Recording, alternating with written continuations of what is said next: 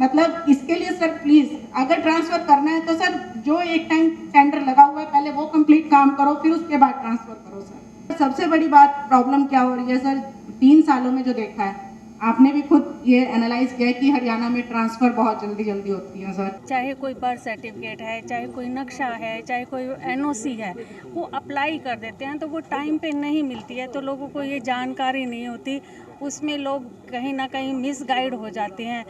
To all of you जो present है यहाँ पे सर, फर्स्ट ऑफ ऑल परिचय sir, my self Shivani Goyal, president municipal committee इंद्री।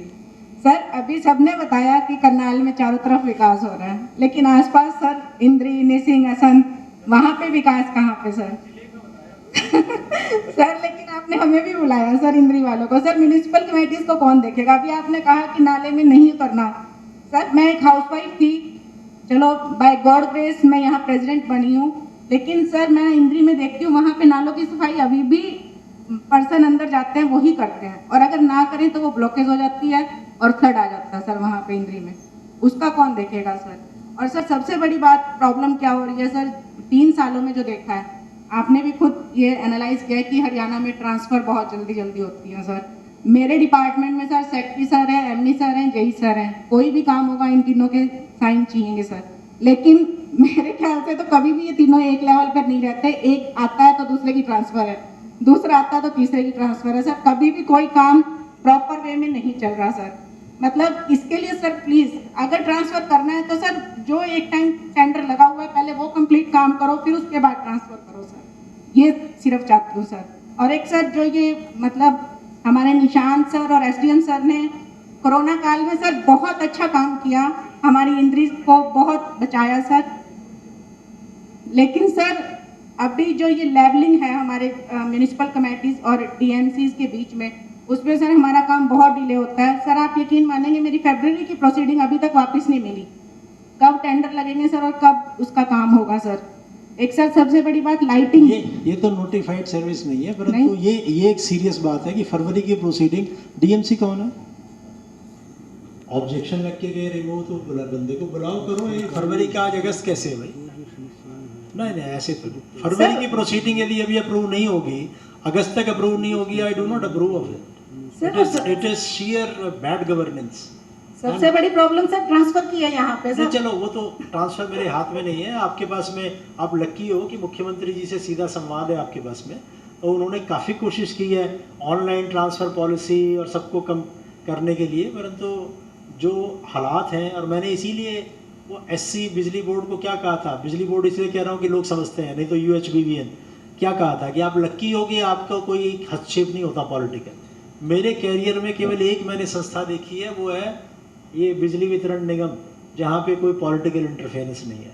बाकी हैं जो सच्चाई है, मुख्यमंत्री जी पूरी कोशिश कर रहे हैं, परंतु ये जो है ये फरवरी से आज तक की जो पेंडिंग है, ये तो अफसर के लेवल पे कोताही है। यदि ऐसी चीज़ होती है, मैंने एक आईएएस अफसर की एसीआर में एंट्री की कि इसको बड़ा शौक था कि ये प्लीज़ डिस्कस करके वापस कर देते थे। बहुत सीनियर ऑफिसर हैं, कमिश्नर रैंक के हैं, कि प्लीज़ डिस्कस, एक बार कर दिया फिर दोबारा। मैंने कहा क्या बात है, दो बार कैसे डिस्कस कर सकते हो? एक बार डिस्कस कर लिया, उसके बाद के अंदर दोबारा बुला के जो भी तुमने करना है अपना लिख के भेज दो अपना जो भी चीज़ है।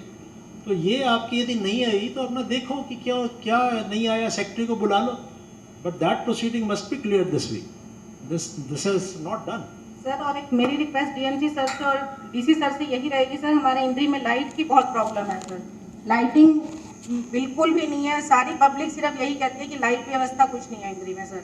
उसके लिए ऑप्शन ये मिलती है कि ऊपर से लाइटें आएंगी जी, यहाँ से कोई अवेलेबिलिटी नहीं है सर, उसका क्या समाधान है सर? नहीं वो ले लो आप, सोलर ले लो, सोलर लाइट्स, तो वो हम अपनी म्यूनिसिपैलिटी कमेटी की तरफ से ले सकते हैं सर? ले सकते हो। New and renewable energy department है जो कि बड़े सब्सिडाइज रेट के ऊपर वो लगा देते हैं आपके लाइट। अब ये गवर्नेंस पे आ गए आप लोग, जो है ना, मैं नोटिफाइड सर्विस के ऊपर था, आरटीएस के ऊपर। लेकिन सर एक चीज और, सिर्फ और कुछ नहीं। शिवानी जी मेरे काम से मेरे काम का हिसाब लो ना। ठीक है सर, ठीक है सर, एक वो उनको दो जी, वो थैंक यू सर। टीम आई है हमारी, हम स्वच्छता अभियान में लगातार तीसरी बार स्वच्छता में फर्स्ट आए हैं, लेकिन और इसका हम आपका आभार व्यक्त करते हैं। लेकिन एक हमारी एक छोटी सी दुविधा है सेक्टर वासियों की, हम 3 साल में लगातार सरकारी गाड़ी पे कूड़ा नहीं उठा सके और डंपिंग पॉइंट नहीं हटा सके। एप्लीकेशन पे एप्लीकेशन दी लेकिन कोई कार्य नहीं हुआ। लेकिन स्वच्छता में हम लगातार तीसरी बार फर्स्ट आ गए। ये नोटिफाइड सर्विस नहीं है, परंतु फिर भी ध्यान देंगे। अच्छा, 2 आदमियों से केवल मैं रिक्वेस्ट करूंगा, एक मैम बोलेगी, परंतु दूसरे के नाम कर दी गई। मैंने तुरंत एप्लीकेशन दे दी, लेकिन मेरी अब तक कोई सुनाई नहीं हुई। लिस्टिंग एट चिड़ाव वीडियो के पास मेरी एप्लीकेशन पेंडिंग है। तो मैं तो एक अर्ज कर रहा भाई समस्या का समाधान किया जाए, बस यही मेरी इच्छा है। मैं ज़्यादा समय नहीं लूँगा। और जो सिविल जनता और जो यह मौजूदा कर्मचारी हमारे बीच में आए हैं, इन्होंने समस्या सुनी है। इनकी तरफ से भी इनकी नॉलेज में आपने ये चीजें दी हैं कि ये काम करना चाहिए, तो इससे 4 चांद लगेंगे करनाल में जी। हमारी कम से कम 50% समस्या सामूहिक की सुन ली। ऐसी मीटिंग महीने में या 2 महीने में एक बार हो जाए तो डीसी साहब से, मेयर से और आपसे ये अनुरोध है कि महीने में या 2 महीने में ऐसी मीटिंग हो जाए तो ये साझा मंच है जी। ये साझे मंच में हो जाए तो बहुत अच्छी बात। और इसमें ज्यादा से ज्यादा पेड़ लगाओ, ज्यादा से ज्यादा सफाई करो, ज्यादा से ज्यादा दूसरे का भला करो। जैसे गुप्ता जी ने गया है, अगर मेरी चला तो मैं 3 मर्डर कर दूं, और भाई मेरी चला तो मैं रोज राजस्थान में 2.5 लाख पेड़ लगाए, कुरुक्षेत्र में 2100 के एक फ्री किए, 1100 के एक फ्री किए। छोटे बच्चों को समझाते हैं भाई पेड़ लगाओ और सफाई करो। अब कोरोना काल में भी सफाई नहीं करेंगे, कितनी सफाई हुई है। डीसी साहब ने हर गांव में अपने जो कर्मचारी थे, उसी गांव के कर्मचारी ने, कोई भी शौचालय में जाता अपने, कोई बाहर नहीं जाता। और डीसी साहब का और हर एक गांव में 24 करोड़ का प्रोजेक्ट, बच्चों का स्कूल खोल दिया, तालाब खोद दिए जी, सड़कें बना दी जी, और 12वीं का स्कूल कर दिया। 10 चाय पिलानी थी, परंतु डीसी साहब ने देखा इतना प्रवाह चल रहा है तो उसको बीच में ना रोका जाए, इसके बाद पिलाएंगे। सर नमस्कार सभी को। सर मैं BL टेकारिया, प्रोविडेंट डिपार्टमेंट से रिटायर्ड असिस्टेंट कमिश्नर हूँ, और मैं राजीवपुरम वेलफेयर एसोसिएशन का रिटायरमेंट के बाद से प्रेसिडेंट हूँ। सर्वसम्मति से प्रेसिडेंट बना रहा हूँ। सर मेयर मैडम बैठी हैं, डीसी साहब भी बैठे हैं यहाँ। इन्होंने हमारी कॉलोनियों को जो अप्रूवल करवाने के लिए इन्होंने जो हमारी सहायता की, मदद की है, इनकी उसके लिए इन सभी का धन्यवाद हूँ। और डीसी साहब पहले कमिश्नर रहे यहाँ म्यूनसिपल कमेटी के, काउंसलर के, तो उसमें इन्होंने भी बड़ी मेहनत की है। जब भी हम गए इन्होंने हमें ध्यान से सुना, और जब भी हमें कहा कि यहाँ आके देखो, कॉलोनी में 2-4 विजिट की। उसके बाद ये डीसी का अपॉइंटमेंट होगा। फिर डॉक्टर मनोज कुमार जी आए हैं, यादव साहब, इनसे भी हम वीकली हम मिलते रहते हैं। हमारे जो वार्ड के एमसी भी वो भी बड़े एक्टिव हैं। और मेयर मैडम से जो है सभी का हमारा पूरा लाई जाना, और इनके आशीर्वाद से सर 25-30 साल से हमारी कॉलोनी अनअप्रूव्ड थी, और सरकार ने जो है अप्रूव किया। 25 अक्टूबर 2018 को अप्रूवल हुई, और 5 नवंबर से हमने मेयर मैडम के सहयोग से हमारा डेवलपमेंट काम शुरू हो गया था। अभी STP का जो काम चल रहा है, थोड़ा स्पीड कम है, कई अंडरग्राउंड काम हो रहा है। तो कमिश्नर साहब ने भी विजिट किया है, मीटिंग भी लेते हैं ठेकेदारों से, तो पूरा मतलब इनका सहयोग है, काम चल रहा है। और उम्मीद है कि पहले तो जो है सरकार ने ठेकेदारों को 31 दिसंबर तक का टाइम दे दिया, लेकिन उन्होंने कमिश्नर साहब ने कहा कि नहीं, मैं अक्टूबर तक सारी सुविधाएं आपको दिलवा दूंगा। मैं कमिश्नर साहब का, मेयर मैडम का, डीसी साहब का सब बहुत धन्यवाद। थैंक यू सरकारिया जी। बस अब आखिर में मेयर मैडम बोलेंगी। बस बच्चों को स्कूलों में सबके अवेयर करने के लिए ये हमारे इन्होंने पूरा साथ दिया है सर। उसकी वजह से हम सड़कों में पुलिस के साथ मिलके काम कर रहे हैं। और आप ये देखिए कि करनाल में जो एक्सीडेंट का ग्राफ आया है वो भी कम है, और डिस्ट्रिक्ट की तुलना में जो करनाल का एक्सीडेंट होते हैं उसका ग्राफ बहुत कम है बाकी स्टेट की वजह से। मैं डीसी साहब का, SP साहब का, और खासकर अपनी RTA मैडम का, हेड्स ऑफ ऑफिस और करनाल के उपस्थित गणमान्य नागरिक, सभी पत्रकार बंधुओं,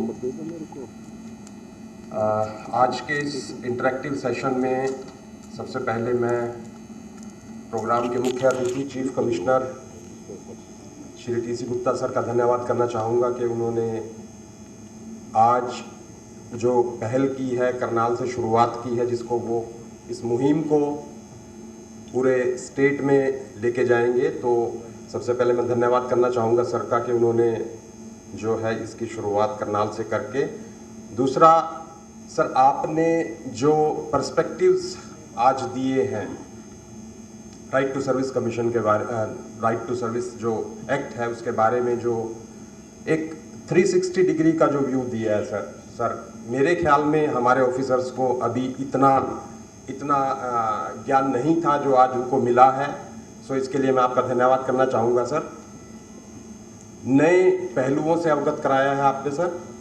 और एक बात मैं कहना चाहूँगा, मैंने सर के साथ 2007 में एज स्टेट ऑफिसर पंचकुला, तब सर सीए थे, सीए हुडा थे, तब सर के साथ काम करने का मौका मिला था। सर के अंदर जितनी एनर्जी तब थी आज उससे भी ज़्यादा है। तो मुझे लगता है कि इस कमीशन को और इस एक्ट को एक नई एनर्जी, नई लाइफ मिलेगी और लोगों के लिए ये बेनिफिशियल होगा। जो लोगों को सर्विस नहीं मिल पाती, जो लोगों की ये शिकायत रहती है कि हमें ऑफिसर सुनते नहीं हैं, तो सर का काम करने का वही सर तरीका है। 2 महीने तक सिर्फ ऑब्जर्व करते हैं और 2 महीने के बाद, आज शायद 2 या 2.5 महीने हुए हैं सर को। मैं देख रहा था मेरे मैसेज में 14 जून को मैंने सर को बधाई दी थी मैसेज करके, तो आज 2.5 महीने हुए हैं सर फील्ड में आ गए हैं। तो सर मुझे पूरी उम्मीद है कि आप जो है इस एक्ट को और इस सर्विस कमीशन को एक नई ऊंचाइयों पे ले जाएंगे। धन्यवाद सर। उद्देश्य जो Haryana right to service act है उसके बारे में लोगों को जागृति और साथ के अंदर रिव्यू, उसके डिस्ट्रिक्ट के अंदर क्या परफॉर्मेंस है, कहाँ पे स्टैंड करता है, कैसे आगे काम करना है और लोगों को जो सुविधाएं हैं नोटिफाइड टाइम के अंदर पहुंचानी है और लोगों को साथ के अंदर उनका फीडबैक भी। यहाँ आपने देखा होगा कि जनता के प्रतिनिधि बहुत थे, यहाँ पे फर्स्ट सिटीजन जो है करनाल की वो भी थी और साथ के अंदर RW के आदमी थे, एमिनेंट सिटीजन्स थे, तो उनका फीडबैक भी लिया। Sir, right to service act की बात की जाए, एक्ट बन तो जाते हैं लेकिन आम लोगों को तो छोड़िए, ऑफिसर्स को भी कई बार पूरी तरीके की जानकारी नहीं होती, तो आज किस तरीके से उनको जागरूक किया है और आम लोगों को क्या मैसेज देना चाहेंगे? ऑफिसर्स तो इस समय जागरूक हो गए हैं क्योंकि सो मोटो नोटिस बहुत से डिपार्टमेंट्स के अंदर चले गए हैं और लोगों के ऊपर पेनल्टी भी लग रही है। तो पिछले 2 महीने के अंदर बड़ी जागृति आई है और लोगों को यही मैसेज देना चाहेंगे कि अपने अधिकार के प्रति सचेत रहें। जैसे मैंने अभी अपनी प्रेजेंटेशन में दिखाया था कि उन्होंने CM विंडो पे कंप्लेंट तो की, परंतु उन्होंने आयोग को यहाँ पे कोई भी कंप्लेंट नहीं की कि हमें जो है बिजली का कनेक्शन टाइम पे नहीं मिला या हमें पानी का कनेक्शन टाइम पे नहीं मिला। ये उनका अधिकार है, यदि वो यहाँ करते हैं तो उसका संज्ञान लेते हुए हम उसकी तुरंत कार्रवाई करते हैं। तो अभी भी मैंने कहा है कि 3 दिन के अंदर उसका कनेक्शन हो जाना सर, लगातार कहा जा रहा है कि आप राइट टू सर्विस कमीशन को एक नए और एक बढ़िया लेवल पर लेकर जाएंगे, तो पहले क्या कुछ प्रावधान थे और अब क्या कुछ चेंजेस आएंगे, लोग जानना चाहते हैं। नहीं, प्रावधान तो पहले भी थे। उसमें जो एक चेंज है वो ये है कि एक्ट में ये प्रावधान है कि एक डेजिग्नेटेड ऑफिसर होता है जिसको कि सर्विस देनी होती है। जैसे मान लो बिजली का नया कनेक्शन अप्लाई करना है तो डिपेंडिंग अपॉन कि उसका कितना लोड है, मान लो SDO उसमें डेजिग्नेटेड ऑफिसर है, वो टाइम पे नहीं देता तो उस केस के अंदर उसकी एक अपील होती है, पहली अपील, फिर उसके बाद में दूसरी अपील और उसके बाद के अंदर वो कमीशन के पास के अंदर तीसरी अपील कर सकता है। इस माध्यम में वो आदमी सोचता है कि उसकी अपील करने में इतना समय लगेगा और उसका कनेक्शन डिले हो रहा है, वो लोग नहीं करते। अब माननीय मुख्यमंत्री जी 1 सितंबर को ये लोकार्पण कर रहे हैं जो अपने आप के अंदर पूरे देश के अंदर पहली पहल होगी कि यदि उसका समय के ऊपर काम नहीं हुआ तो ऑटोमेटिकली वो जो है अपील दूसरे के पास पहुंच जाएगी। जैसे मान लो किसी ने घर बनाना है, उसका DPC का सर्टिफिकेट उसको 3 दिन के अंदर चाहिए, 3 दिन में नहीं दिया तो चौथे दिन अपने आप उससे नेक्स्ट लेवल एडमिनिस्ट्रेटर के पास पहुंच जाएगी, कंप्यूटर से ही पहुंच जाएगी अपील। तो ये अपने आप के अंदर एक पहली पहल होगी और क्योंकि कमीशन इन चीज़ों का संज्ञान ले रहा है तो संज्ञान लेने के बाद के अंदर त्वरित गति से कार्रवाई हो रही है उसके ऊपर। और मुझे पूर्ण आशा है कि हरियाणा के सिटीजन जो है, और केवल ये नोटिफाइड सर्विस नहीं, हम प्रोसेस री इंजीनियरिंग की बात भी कर रहे हैं। सर, किस तरह की समस्या सर आज रखी है? ट्रैक ऑनलाइन कर सकते हैं, ऑनलाइन ट्रैकिंग बिल्कुल अपनी एप्लीकेशन को तो कर ही सकते हैं, अपने एप्लीकेशन, परंतु माननीय मुख्यमंत्री जी का ये भी निर्देश है कि सारी की सारी सेवाएं, जैसे आज सरल हरियाणा पोर्टल एक बहुत ही बढ़िया पोर्टल है जिसको कई अवार्ड मिल चुके हैं नेशनल लेवल के ऊपर, उसमें आज जो नोटिफाइड सर्विस है 546 केवल 276 है। तो बाकी सर्विसेज को भी इसके ऊपर इसी पोर्टल के ऊपर लेके आएँ, जिससे कि उसकी ट्रैकिंग जो है वो आसानी से हो सके। तो हमारे साथ करनाल के जो हम भी जिला प्रशासन की भी कोशिश रहेगी, हर महीने हम सभी विभागों की प्रोग्रेस को रिव्यू करें और जो एरिंग डिपार्टमेंट्स हैं उनके खिलाफ सर, वैसे तो करनाल स्मार्ट सिटी है, लेकिन क्या कुछ समस्याएं आज फिर भी कई इश्यूज़ लोगों ने बताई हैं, सेक्टर्स की बताई हैं, RWAs की बताई हैं, वो नोट की गई हैं, जल्दी ही उसको दुरुस्त करें। तो लोगों को आमतौर पे ये दिक्कतें होती हैं कि वो कोई भी अपना चाहे कोई बर्थ सर्टिफिकेट है, चाहे कोई नक्शा है, चाहे कोई NOC है, वो अप्लाई कर देते हैं तो वो टाइम पे नहीं मिलती है, तो लोगों को ये जानकारी नहीं होती।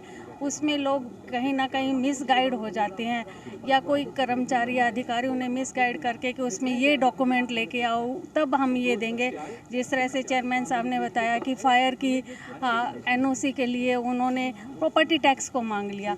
जब इस तरह की मिस कम्युनिकेशन हो जाता है और इस तरह की व्यवस्थाएं हो जाती हैं तो लोगों को परेशानी होती है। तो इन परेशानियों का सुलझाव होना चाहिए। लोगों को अपने अधिकार पूर्वक जो उन्होंने डॉक्यूमेंट्स मांगे वो मिलने चाहिए। आज का क्या कार्यक्रम था मैम? आज एक सेमिनार रखा गया जिसमें एक इंटरेक्शन था। हमारे राइट टू सर्विस एक्ट के चेयरमैन हमारे TC गुप्ता जी जो अभी अपॉइंट हुए हैं, जिस तरह से माननीय मुख्यमंत्री मनोहर लाल जी प्रदेश में एक सुशासन व्यवस्था लाना चाहते हैं, लोगों को अधिकार पूर्वक वो सेवाएं जो सरकार के द्वारा योजनाएं चलाई गई हैं वो देना चाहते हैं, जो सर्विसेज हैं वो मिलनी चाहिए। तो उन्हें दिलाने के लिए, लोगों को जागृत करने के लिए एक इंटरेक्शन सेमिनार रखा गया, जिसमें ज़िले के सभी अधिकारी और यहाँ चेयरमैन साहब रहे और लोगों में एक विशेष जागृति उन्होंने जगाई कि किस तरह से यदि कोई सेवा उन्हें नहीं मिल रही है तो वो आयोग के पास शिकायत करके वो उस अधिकारी को भी दंडित करवा सकता है और अपनी सेवा को भी पा सकता है। तो साथियों, आपने देखा करनाल में जो राइट टू सर्विस कमीशन के चेयरमैन हैं IAS TC गुप्ता, वो आज करनाल में पहुंचे थे और RWA और दूसरे जो संस्थाओं के पदाधिकारी हैं, सामाजिक संस्थाओं के पदाधिकारी हैं, उनसे इंटरेक्शन किया कि किस तरह की दिक्कतें उन्हें आ रही हैं। इसके साथ साथ जो भी समस्याएं लोगों की सरकारी अधिकारियों के प्रति आती हैं कि वो उनके काम क्यों नहीं कर पा रहे हैं, इसको लेकर भी उनसे ज़्यादा यहाँ पर बातचीत हुई है।